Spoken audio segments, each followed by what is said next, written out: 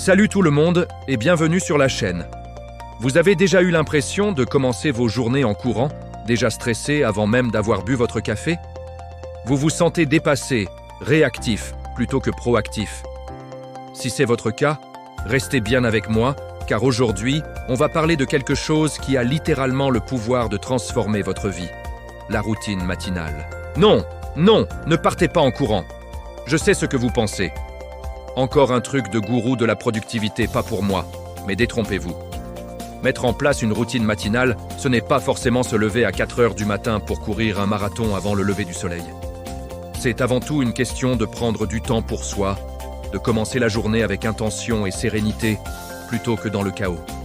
C'est un cadeau que vous vous faites. Pensez aux personnes que vous admirez, que ce soit des entrepreneurs, des artistes, des athlètes. La plupart d'entre elles ont un point commun. Une routine matinale solide. Pourquoi ? Parce qu'elles ont compris que la façon dont on commence la journée définit en grande partie comment on va la vivre.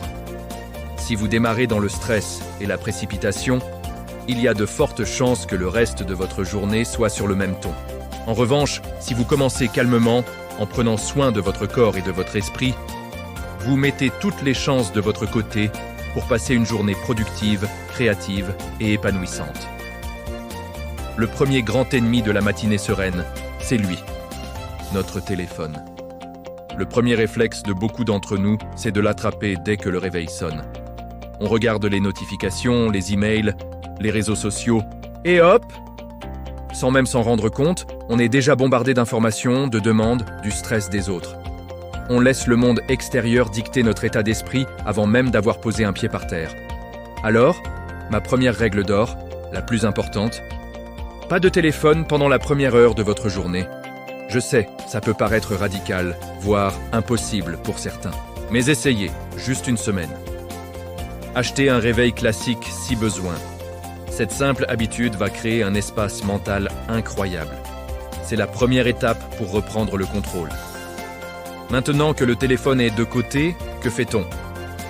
La deuxième étape, c'est l'hydratation. Votre corps vient de passer 7 ou 8 heures sans boire. Il est déshydraté. Avant le café, avant quoi que ce soit, buvez un grand verre d'eau, température ambiante, avec un peu de citron si vous aimez ça. C'est un geste simple qui va réveiller votre métabolisme, aider votre digestion et clarifier votre esprit. C'est comme une petite douche intérieure pour bien démarrer. Ensuite, bougeons un peu. Pas besoin de faire une séance de sport intense.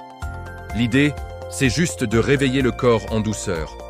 Ça peut être 5 à 10 minutes d'étirement simple, quelques salutations au soleil si vous aimez le yoga, une petite marche autour du pâté de maison. L'important est de faire circuler l'énergie, de dénouer les tensions de la nuit. Le mouvement libère des endorphines, les fameuses hormones du bonheur. C'est un boost d'énergie naturelle bien plus efficace que le premier café pris à la va-vite. Une fois que le corps est réveillé, occupons-nous de l'esprit. Prenez quelques minutes pour une pratique de pleine conscience. Encore une fois, restons simples. La méditation, ce n'est pas forcément s'asseoir en lotus pendant 1 heure en essayant de ne penser à rien. Ça peut être tout simplement s'asseoir confortablement, fermer les yeux et se concentrer sur sa respiration pendant 3 à 5 minutes. Observez l'air qui entre, l'air qui sort. Quand une pensée arrive, laissez-la passer comme un nuage, sans vous y accrocher, et revenez doucement à votre souffle.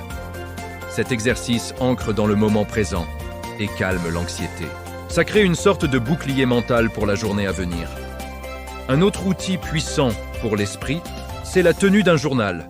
Prenez un carnet et un stylo et écrivez. Pas besoin d'écrire un roman. Vous pouvez noter 3 choses pour lesquelles vous êtes reconnaissant. La gratitude est un muscle, et plus on l'entraîne, plus on voit le positif dans notre vie. C'est scientifiquement prouvé. Ça augmente le niveau de bonheur. Vous pouvez aussi écrire vos intentions pour la journée. Qu'est-ce que vous voulez accomplir ? Quel état d'esprit voulez-vous adopter ? Le simple fait de l'écrire rend vos objectifs plus concrets et vous donne une direction claire. Après avoir nourri votre esprit, il est temps de nourrir votre corps avec un bon petit déjeuner. Oubliez les céréales ultra sucrées. Privilégiez les protéines, les bons gras et les fibres qui vous donneront de l'énergie durable. Des œufs, un avocat, du yaourt grec avec des fruits et des noix, un porridge. Prenez le temps de vous asseoir et de savourer ce repas. Manger en conscience, sans écran, c'est aussi une forme de méditation. Récapitulons les étapes clés de cette routine idéale. D'abord, on ne touche pas à son téléphone. Ensuite, on s'hydrate avec un grand verre d'eau. Puis, on bouge un peu pour réveiller le corps. Après ça, on prend quelques minutes pour calmer l'esprit par la méditation ou la respiration. Ensuite, on écrit dans son journal pour pratiquer la gratitude et définir ses intentions. Et enfin, on prend un petit déjeuner sain et équilibré. Tout ça peut sembler beaucoup, mais en réalité, chaque étape ne prend que quelques minutes. Au total, cette routine peut durer entre 30 et 60 minutes. C'est une heure que vous investissez en vous-même et le retour sur investissement est énorme. Le secret, c'est de commencer petit. N'essayez pas de tout changer du jour au lendemain. Choisissez une ou deux habitudes qui vous parlent le plus. Par exemple, commencez juste par ne pas toucher votre téléphone et boire un verre d'eau. Faites-le pendant une semaine. Une fois que c'est devenu naturel, ajoutez 5 minutes d'étirement. Et ainsi de suite. La clé, c'est la constance, pas la perfection. Il y aura des matins où vous n'aurez pas le temps, où vous serez fatigué, et c'est normal. Ne vous blâmez pas. Reprenez simplement le lendemain. Cette routine matinale, c'est votre moment sacré. C'est le temps que vous vous réservez avant de donner votre énergie au monde, à votre travail, à votre famille. C'est en remplissant votre propre coupe en premier que vous pourrez ensuite mieux donner aux autres. Vous deviendrez plus patient, plus concentré, plus créatif et globalement plus heureux. Vous ne subirez plus vos matinées, vous les orchestrerez. Imaginez la différence. Au lieu de sauter du lit, stressé par une notification, pour ensuite avaler un café en catastrophe, imaginez-vous commencer votre journée calmement, hydraté, centré, avec une vision claire de ce que vous voulez accomplir. Ça change tout, n'est-ce pas? Alors, le défi que je vous lance aujourd'hui, c'est de choisir une seule petite chose de cette vidéo et de l'intégrer à votre matinée dès demain. Juste une, et venez me dire en commentaire laquelle vous avez choisie et comment ça s'est passé. J'ai hâte de vous lire. Construire une routine qui vous ressemble est un processus. Soyez patient et bienveillant avec vous-même. C'est l'un des plus beaux cadeaux que vous puissiez vous offrir. Merci beaucoup d'avoir regardé cette vidéo jusqu'au bout. Si elle vous a plu et que vous voulez plus de conseils pour créer une vie plus intentionnelle et épanouissante, n'oubliez pas de vous abonner à la chaîne et d'activer la petite cloche pour ne rien manquer.